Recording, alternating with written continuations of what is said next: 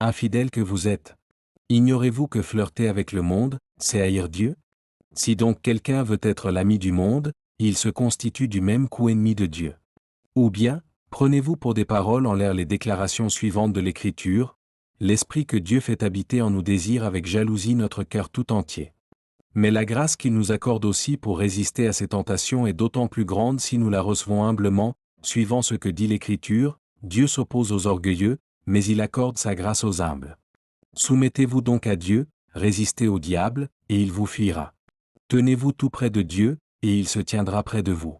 Reconnaissez que vous êtes pécheurs et nettoyez vos mains. Hommes indécis, purifiez vos cœurs. Prenez conscience de votre misère et soyez dans le deuil, pleurez sur ce que vous avez fait.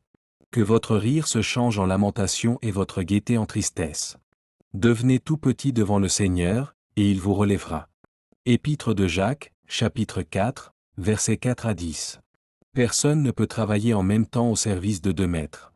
En effet, ou bien il détestera l'un et aimera l'autre, ou bien il sera entièrement dévoué au premier et méprisera le second.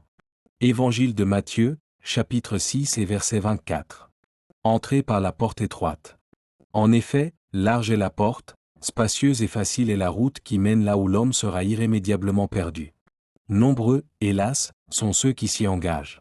Mais, qu'elle est étroite, la porte qui donne accès à la vie, qu'il est difficile, le sentier qui y mène et qu'ils sont peu nombreux ceux qui les trouvent. Tension. Méfiez-vous de ceux qui prétendent faussement parler au nom de Dieu, alors qu'ils vous conduisent sur le chemin spacieux. Lorsqu'ils vous abordent, ils se font doux comme des agneaux, mais en réalité, ce sont des loups féroces en quête de proie.